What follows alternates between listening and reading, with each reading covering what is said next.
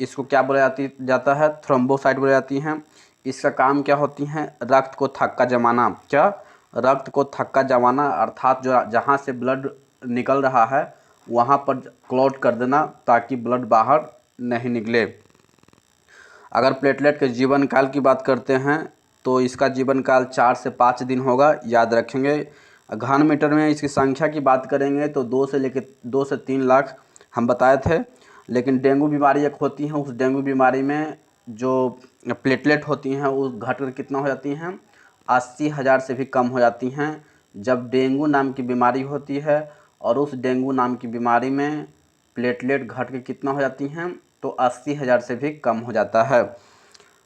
फिर हम बताए थे कि लिम्फ के विषय में समझाए थे।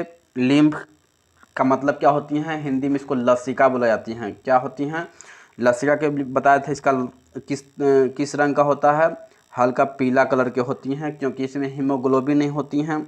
इसमें बहुत सारी लसिका ग्रंथि पाई जाती हैं शरीर में, जिससे लसिका निकलता है। इसका एक ही दिशा होती हैं, किस दिशा की ओर होती हैं, तो सेल से हृदय की ओर जाती हैं। यानी कि जो सेल्स है, कोशिका है, कोशिका से हार्ट की ओर जाता है। याद रखेंगे, दिशा अक्सर एग्जाम में पूछ दिया करती है कि लसिका की दिशा किस ओर होती हैं, तो आपको पता होना चाहिए कोशिकाओं से हृदय की ओर होती है।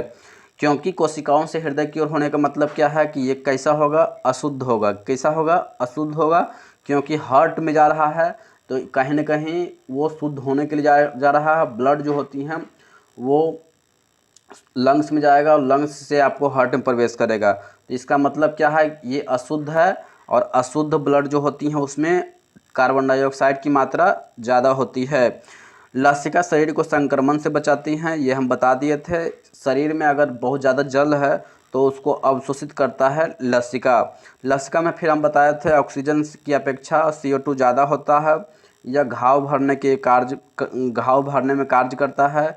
ये याद रखेंगे, RBC और प्लेटलेट में नहीं होती हैं। ये बहुत ही इंपॉर्टेंट क्वेश्चन बनेगा आपका कि लसिका कहाँ कहाँ नहीं होती हैं, तो RBC और प्लेटलेट के अंदर नहीं होती हैं। एक बीमारी होती है जिसका नाम पोलियो है। क्या, पोलियो नाम की बीमारी है। हालांकि पोलियो मुक्त भारत हो गया है, लेकिन पोलियो बीमारी जो होती हैं वो लसिका तंत्र को प्रभावित करती हैं। किसको प्रभावित करती हैं, तो लसिका तंत्र को प्रभावित करती है।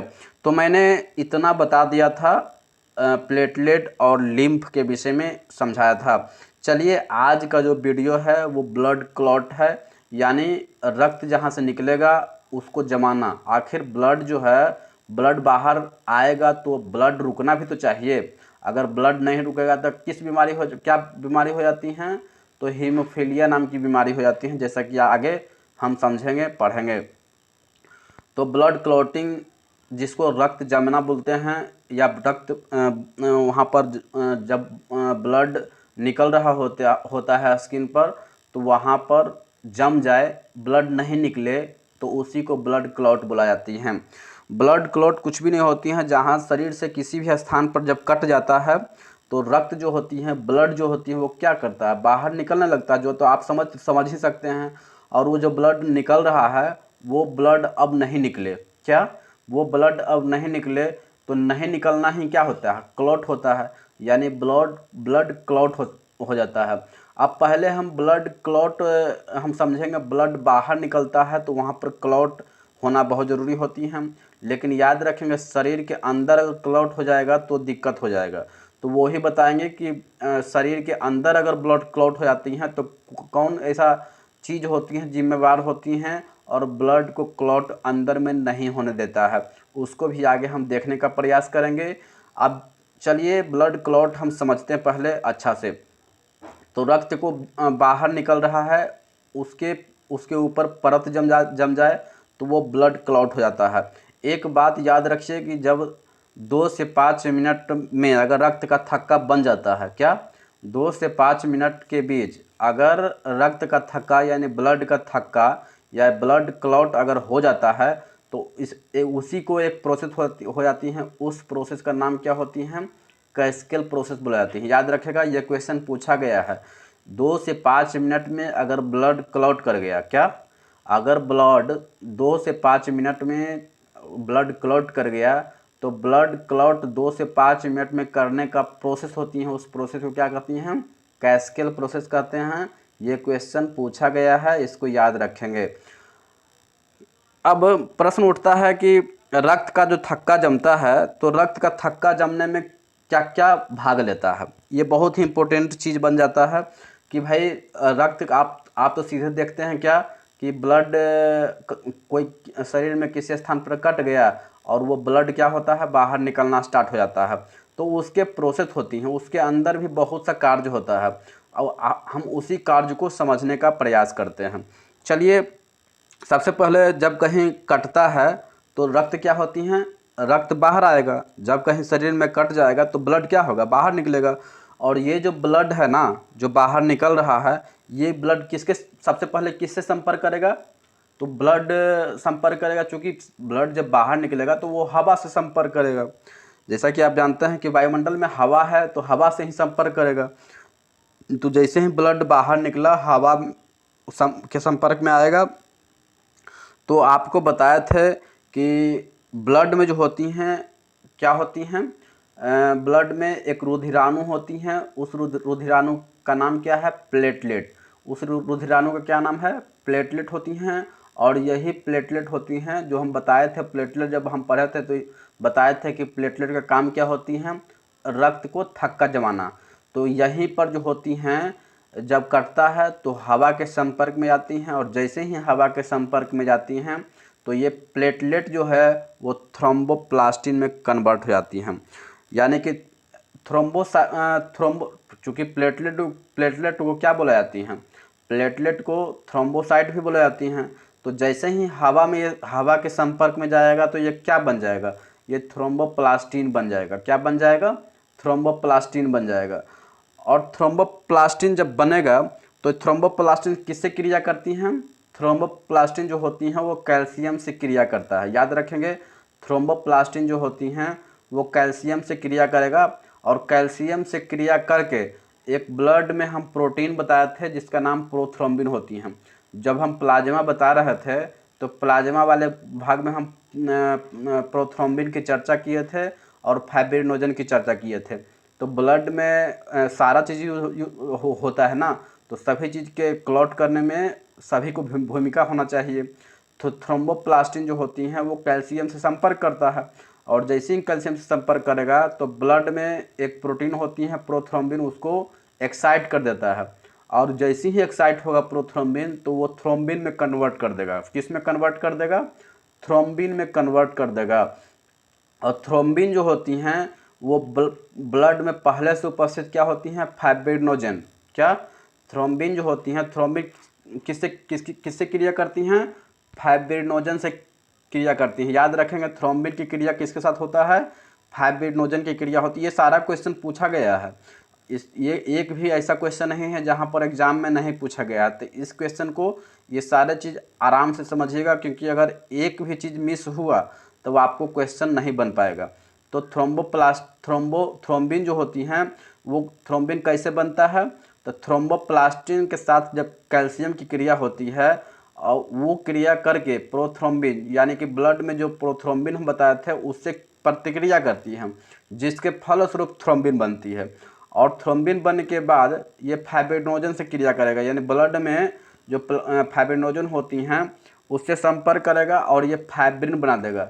याद रखेंगे, फाइब्रिन का बनना बहुत ज़रूरी होगा, क्योंकि जब ब्लड जहाँ से निकलेगा वहाँ पर जाली उली बनेगा तब तो ब्लड नहीं निकलेगा ना। फाइब्रिन बनाना बहुत ज़रूरी होगा, क्योंकि फाइब्रिन की रचना कैसा होती है? एक जाली के समान होता है। जब जहाँ कट रहा है अगर वहाँ जाली आ जाएगा तो रुधिराणु निकल पाएंगे क्या?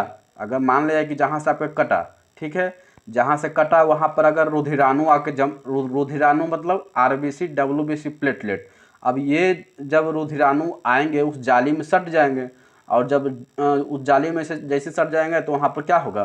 क्लॉट कर जाएगा। तो फाइब्रिन को बनाना बहुत ज़रूरी होती है, क्योंकि जब फाइब्रिन बन जाएगा, जब फाइब्रिन बन जाएगा तो वहाँ पर रुधिराणु ऑटोमेटिक आएंगे और वहाँ से ब्लड को निकलने नहीं देंगे। तो थ्रोम्बिन जो होती हैं वो ब्लड में पहले से उपस्थित फाइब्रिनोजन जो प्रोटीन होती हैं उसके साथ प्रतिक्रिया करती हैं और क्या बन जाती हैं, वो फाइब्रिन बन जाती हैं। याद रखेंगे, अब फाइब्रिन बन गया और जैसे ही फाइब्रिन बनेगा तो ब्लड के रुधिराणु जो होते हैं उसके साथ संपर्क करेगा, क्योंकि भाई फाइब्रिन तो बन गया, जाली क्या होता है, जहाँ चमड़ा है वहाँ पर जाली बन गया। अब जाली बन गया तो आरबीसी निकलेंगे, क्योंकि ब्लड में आरबीसी भी होती हैं, डब्ल्यूबीसी होती हैं, क्या होती हैं, ये रुधिराणु होती हैं, ये कण होता है। और जैसे फाइब्रिन के चमड़ा के पास जब ये ब्लड क्या बोलता है, ये रुधिराणु जब जाएंगे तो क्या प्लाज्मा वाले भाग निकल पाएंगे? क्या मतलब वहाँ पर जो 90% जल होती हैं प्लाज्मा में, वो क्या निकल पाएंगे? नहीं निकल पाएंगे। तो फाइब्रिन के साथ जब आरबीसी डब्ल्यूबीसी प्लेटलेट जाएगा तो जैसे ही वहाँ पर जहाँ कटा है वहाँ पर ब्लड आरबीसी डब्ल्यूबीसी जाएगा और उसको निकलने नहीं देगा, ब्लड को निकलने नहीं देगा, यानी ब्लड क्या हो गया, वहाँ पर रुक जाएगा। और ब्लड का रुक जाना ही क्या होती हैं, रक्त का थक्का होता है। याद रखेंगे, रक्त का थक्का जमा दिए। एक बार फिर से समझ लीजिए, सबसे पहले क्या होती हैं, ब्लड में क्या होती हैं, रक्त को जमाने का काम कौन करता है, प्लेटलेट करती हैं। और प्लेटलेट को और बायोलॉजिकल नाम क्या हम देखे थे, थ्रोम्बोप्लास्ट, थ्रोम्बोप्लास्ट हम देखे थे। अब ये थ्रोम्बोप्लास्ट जो होती हैं, जैसे ही हवा के साथ प्रतिक्रिया करेगा तो क्या बनेगा, हवा से प्रतिक्रिया करके ये क्या बनाती हैं, थ्रोम्बोप्लास्टिन बनाती हैं। और जैसे ही थ्रोम्बोप्लास्टिन बनेगा तो थ्रोम्बोप्लास्टिन कैल्शियम से क्रिया करती हैं और ब्लड में पहले से उपस्थित प्रोथ्रोम्बिन को एक्साइट कर देती हैं। और जैसे ही प्रोथ्रोम्बिन को एक्साइट करेगा वो थ्रोम्बिन में कन्वर्ट हो जाएगा। अब थ्रोम्बिन बना तो हमको तो फाइब्रिन बनाना है, तो थ्रोम्बिन ब्लड में फाइब्रिनोजन होती है एक प्रोटीन, जब थ्रोम्बिन फाइब्रिनोजन से क्रिया करेगा तब जाके क्या बनेगा, फाइब्रिन बनता है। और फाइब्रिन की जो रचना होती हैं वो जाली के समान होती हैं। फाइब्रिन की रचना कैसा होता है, जाली के समान होती हैं। अब जहाँ पर ब्लड निकल रहा है वहाँ पर ये जाली चल जाएगा, और जैसी जाली चल जाएगा तो उससे आरबीसी डब्ल्यूबीसी, चूँकि कण है वो, तो निकल पाएगा, ब्लड नहीं निकल पाएगा। तो क्या हो जाएगा, रक्त वहाँ पर रुक जाएगा। और रक्त का बाहर निकलना रुकना ये क्या होती हैं, रक्त का थक्का होती हैं। आप समझ गए होंगे कि रक्त का थक्का कैसे बनता है। अब आप क्वेश्चन अक्सर पूछे जाती हैं, ऑप्शन आप जो रिजल्ट दे के आते हैं वो क्या कहते हैं कि अगर ब्लड क्लॉट करने के लिए कौन सा चीज़ जिम्मेदार होती हैं, तो ऑप्शन में रहता है विटामिन के। विटामिन के तो जिम्मेवार है ही, साथ में और सारे चीज़ भी रक्त का थक्का जमाने में मदद करता है। आप देखिए, प्लेटलेट है, थ्रोम्बोप्लास्टिन कन्वर्ट हुआ, कैल्शियम है, फाइब्रिनोजन है, ये सारा चीज़ तो जिम्मेवार है ना। ऐसा थोड़ा है कि विटामिन के ही जिम्मेवार है। रक्त को थक्का जमाने के लिए विटामिन के तो है ही, साथ में और सारा चीज़ भी है जो जिम्मेवार है। तो हम विटामिन के को कैसे कह सकते हैं कि सिर्फ विटामिन के ही है जो ब्लड को क्लॉट करने के लिए बहुत ज़रूरी होता है? नहीं, ये कहना बहुत गलती होगा। हालांकि जब ऑप्शन आता है कि विटामिन ब्लड क्लॉटिंग करने में विटामिन के की भूमिका होता है, तो हाँ, विटामिन के की भी भूमिका होता है, लेकिन ये पर्याप्त है ऐसा नहीं है। ब्लड क्लॉटिंग में क्या क्या भाग लेता है अब उसको हम देख लेते हैं। अब विटामिन जो होती हैं, विटामिन के जो होता है वो सबसे पहले क्या करती हैं, ब्लड को क्लॉट करने में ये इम्पोर्टेंट रोल निभाता है। अब रुधिराणु की बात करेगा कि ब्लड क्लॉटिंग में किस रुधिराणु हिस्सा लेते हैं, तो आपको प्लेटलेट, जैसा कि बताए थे हम कि प्लेटलेट का काम क्या होती हैं, रक्त को थक्का जमाना। ठीक है, जिस प्लेटलेट जब हम बताए थे तो आपको समझाया था कि प्लेटलेट का काम क्या होती हैं, ब्लड को क्लॉट करने में ये बहुत ही इंपॉर्टेंट रोल निभाता है। अब देखिए, तत्व में अगर तत्व पूछेगा कि ब्लड क्लॉट करने में किस तत्व की आवश्यकता होती है, तो मारना है कैल्शियम आपको। आप देखिए, कैल्शियम भी है। जब थ्रोम्बोप्लास्टिन जब कैल्शियम से प्रतिक्रिया किया था तभी तो प्रोथ्रोम्बिन को एक्साइट किया था। अगर कैल्शियम से प्रतिक्रिया ही नहीं करता थ्रोम्बोप्लास्टिन तो क्या प्रोथ्रोम्बिन से एक्साइट करता? नहीं करता। और वो थ्रोम्बिन बनता? नहीं बनता। जब थ्रोम्बिन को बनाना है, इसके लिए कैल्शियम उसमें होना चाहिए। जब कैल्शियम प्रतिक्रिया करेगा ही नहीं तो थ्रोम्बिन बनेगा कैसे? तो तत्व जो होगा, वो तत्व अगर पूछेगा ब्लड क्लॉट में किस तत्व की जिम्मेवारी होती हैं, तो आपको याद बताना पड़ेगा कैल्शियम की जिम्मेवारी होती हैं। कैल्शियम की भूमिका बहुत ज़्यादा होती हैं। अगर ब्लड क्लॉटिंग में पूछेगा कि ब्लड क्लॉट करना है तो किस प्रोटीन का प्रयोग करते हैं, तो आपको बताना पड़ेगा प्रोटीन कौन कौन है। फाइब्रिनोजन प्रोटीन है और प्रोथ्रोम्बिन है, यानी फाइब्रिनोजन भी कह सकते हैं और प्रोथ्रोम्बिन भी कह सकते हैं। तो ब्लड क्लॉट करने में प्रोटीन की भी भूमिका होती है, जिसे हम फाइब्रिनोजन और प्रोथ्रोम्बिन कहते हैं। लेकिन बहुत लोग क्या करती हैं, बहुत लोग सीधा विटामिन के मार देते हैं। अरे विटामिन के तो ठीक है, लेकिन और सारे तत्व भी तो होते हैं, और सारे प्रोटीन भी तो होते हैं, और सारे रुधिराणु भी तो होते हैं जो ब्लड क्लॉट करते हैं। लेकिन आप क्वेश्चन के मुताबिक इसका आंसर दे सकते हैं। अगर विटामिन पूछेगा कि ब्लड क्लॉट करने में कौन सा विटामिन यूज होता है, तो विटामिन के यूज होता है। अगर पूछेगा कि ब्लड क्लॉट करना है तो किस रुधिराणु का प्रयोग होगा, तो आपको बताना पड़ेगा प्लेटलेट की प्रयोग होगा। अगर ब्लड क्लॉट करने के लिए तत्व पूछेगा कि किस तत्व का यूज करते हैं, तो आपको क्या बताना पड़ेगा, कैल्शियम बताना पड़ेगा। अगर पूछेगा कि ब्लड क्लॉट करना है किस प्रोटीन का यूज करते हैं, तो आपको बताना पड़ेगा फाइब्रिनोजन और प्रोथ्रोम्बिन। अब फाइब्रिनोजन और प्रोथ्रोम्बिन होता कहाँ है, तो याद कीजिए प्लाज्मा वाले भाग में हम क्या बताए थे कि फाइब्रिनोजन और प्रोथ्रोम्बिन 10% वाले भाग में होता है। 90% क्या होती हैं, 90% में जल होती हैं और 10% में क्या होती हैं, प्रोटीन और कार्बोहाइड्रेट होती है, जैसा कि हम पिछला वीडियो में बता दिए थे। अगर पिछला वीडियो अगर वॉच नहीं किए हैं तो कृपया करके उसे वॉच कर लें, क्योंकि हम लगातार वीडियो अपलोड कर रहे हैं और एक भी चीज़ को हम मिस नहीं कर रहे हैं। तो आप चैनल से जुड़ जाएं और चैनल को सब्सक्राइब करके ऑन रखें, ताकि जैसे ही हम वीडियो अपलोड करें नोटिफिकेशन आपके मोबाइल पर पहुंच पाए। तो इस चीज़ को हमेशा याद रखेंगे, ये बहुत ही इम्पोर्टेंट चैनल है, आपको बहुत बेनिफिट कर सकता है। तो ये ब्लड क्लॉट करने के लिए विटामिन था, रुधिराणु था, तत्व था, प्रोटीन था, जिसको हम देख लिए। अब एक बात समझना यह है कि ये ब्लड क्लॉटिंग जो हो रहा है वो कहाँ हो रहा है, शरीर के अंदर हो रहा है या शरीर के बाहर हो रहा है। तो ब्लड जो हो ये क्लॉट कहाँ हुआ, शरीर के बाहर हुआ ना। शरीर के क्या होता है, ये बाहर होती हैं, याद रखेंगे। ये शरीर के बाहर क्लॉट करने के लिए जिम्मेवार है, ये शरीर के अंदर जिम्मेवार नहीं है। शरीर के अंदर अगर हेमरेज नस हेमरेज की स्थिति में विटामिन के जिम्मेवार होते हैं, याद रखेंगे। अगर किसी का हेमरेज होती हैं तो उसका जिम्मेवार कौन होती है, विटामिन के होती हैं। यानी कि ब्लड अगर अंदर वाले भाग में जब क्लॉट कर गया, शरीर के अंदर अगर क्लॉट कर गया तो क्या होगा, नस फट जाएगा और आप सीधा ऊपर जा सकते हैं। तो विटामिन के क्या होती है, हेमरेज की स्थिति में, यानी नस के फटना क्या होता है, क्या कहलाता है, हेमरेज कहलाता है। क्या कहलाता है, हेमरेज। नस का फटना क्या कहलाती हैं, हेमरेज कहलाती हैं। और इसके लिए हेमरेज के लिए कौन जिम्मेवार होती हैं, तो विटामिन के जिम्मेवार होती हैं।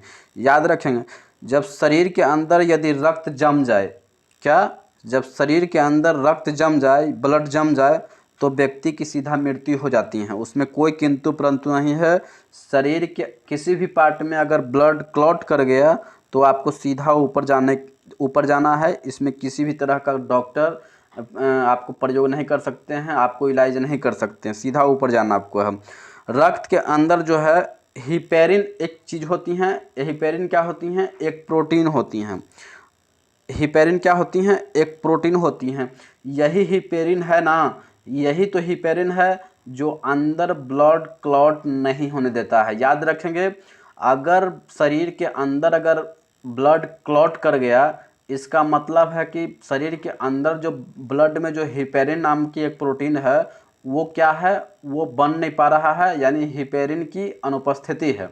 ब्लड में अगर हिपेरिन कम रहेगा तो उस व्यक्ति की मौत होना शर्तिया है, क्योंकि वो हिपेरिन एब्सेंट रहेगा, अनुपस्थित रहेगा।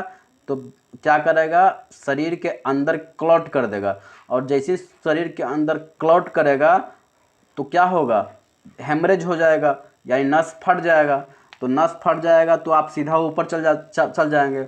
तो नस नहीं फटना चाहिए, यानी कि अगर शरीर के अंदर क्या, शरीर के अंदर अगर ब्लड क्लॉट नहीं कर रहा है तो कौन जिम्मेवार है, हिपेरिन जिम्मेवार है।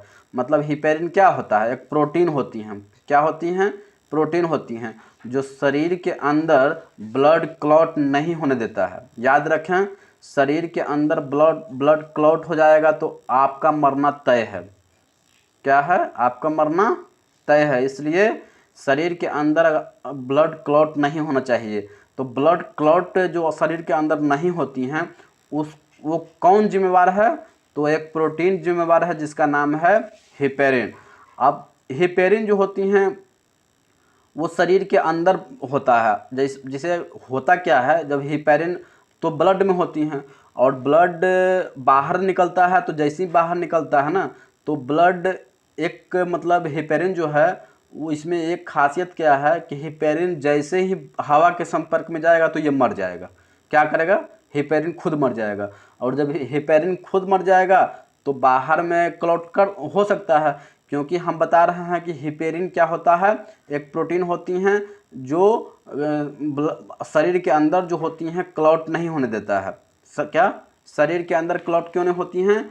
क्योंकि शरीर के अंदर तो ऑक्सीजन जो मतलब हवा नहीं जाता है, जिसके कारण हिपेरिन नहीं मरता है। और जैसे ही हिपेरिन मर जाएगा तो क्या होगा?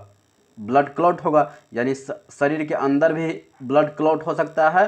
कब? जब हिपेरिन जो होता है वो मर जाएगा तब। यानी हिपेरिन जब नहीं रहेगा तो शरीर में क्लॉट होना निश्चित है। तो हिपेरिन का आप काम समझ गए कि हिपेरिन क्या होती हैं, एक प्रोटीन होती हैं और शरीर के अंदर जो होती हैं वो रक्त का थक्का नहीं बनने देता है। क्या? रक्त का थक्का जो है शरीर के अंदर की बात कर रहे हैं हम। शरीर के अंदर रक्त का थक्का नहीं बनने देता है। अब चूंकि ये ब्लड में होता है तो ब्लड बाहर निकलेगा तो फिर उसमें भी क्लॉट कर सकता है। लेकिन हिपेरिन का एक खासियत क्या बताया कि जैसे ही हिपेरिन हवा के संपर्क में जाएगा तो हिपेरिन खुद मर जाएगा। जब हिपेरिन मर जाएगा तो जैसे ही हिपेरिन मर जाएगा तो आप क्लॉट हो जाएगा। तो बाहर क्लॉट इसीलिए होती हैं क्योंकि हिपेरिन क्या होता है, मर जाता है। क्योंकि हिपेरिन हवा के संपर्क में जाते हैं, क्या हो जाता है, मर जाता है। तो हिपेरिन क्या होती हैं, ब्लड क्लॉट में क्या क्या भाग लिया हम सारे कुछ बता दिए। हीमोफीलिया रोग एक होता है। ये हीमोफीलिया रोग क्या होती हैं? हीमोफीलिया रोग में क्या होती हैं, ब्लड क्लॉट नहीं होता है। मान लो कि अगर कहीं आपको फट गया या स्किन डैमेज हो गया तो वहाँ से ब्लड निकलेगा और ब्लड वो रुक ही नहीं रहा है। क्या? ब्लड जो निकल रहा है वो रुक ही नहीं रहा है और इसी रोग को क्या बोलते हैं? हीमोफीलिया रोग बोलते हैं। जब ब्लड क्लॉट ही नहीं होवे तो उस रोग को क्या बोलते हैं? हीमोफीलिया रोग बोलते हैं। ये सबसे पहले किस व्यक्ति को हुआ था? तो सबसे पहले इंग्लैंड के महारानी था एलिजाबेथ। क्या नाम था? एलिजाबेथ नाम था। सबसे पहले उनको हुआ था हीमोफीलिया रोग। ये हीमोफीलिया रोग समझ गए क्या होता है कि ब्लड क्लॉट ही नहीं होता है। ब्लड अगर निकल रहा तो निकलते रह रहा है, वो क्लॉट हो ही नहीं रहा है। इसका मतलब हीमोफीलिया रोग आपको समझ गए, हिपेरिन समझ गए। ब्लड क्लॉटिंग, अगर बाहर ब्लड क्लॉट कर रहा है तो कौन सा विटामिन जिम्मेवार है, कौन सा रुधिराणु जिम्मेवार है, कौन सा तत्व जिम्मेवार है, कौन सा प्रोटीन जिम्मेवार है, प्लेटलेट ब्लड क्लॉटिंग करने में क्या इम्पोर्टेंट रोल होता है, उन सारे चीज़ों को हम समझे। अगर थोड़ा बहुत नहीं समझे तो आप इस वीडियो को एक बार फिर से देख लीजिएगा तो निश्चित तौर पर समझ में आ जाएगा। इस चीज़ की गारंटी है, क्योंकि पहला बार हो सकता है आपको समझने में थोड़ा दिक्कत हो, तो एक बार वीडियो और देख लेने के बाद आपको अच्छा तरह से समझ में आ जाएगा। तो चलिए आप एक और बार वीडियो देख ले और समझ में आ जाएगा। तो अभी इतना ही बंद करते हैं। ब्लड क्लॉटिंग को हम समझा दिए, कल हम ब्लड ग्रुप बताएंगे। तो चैनल के को सब्सक्राइब करके रखिए, क्योंकि ब्लड ग्रुप जैसे ही हम बताया आपको नोटिफिकेशन मोबाइल में पहुंच जाए, आप उसी वक्त देख पाएँ। तो चैनल से जुड़ जाएं और चैनल को सब्सक्राइब करके बेल आइकन ऑन कर लें। अभी के लिए इतना ही, फिर मिलेंगे अगला वीडियो में। जय हिंद, जय भारत, वंदे मातरम।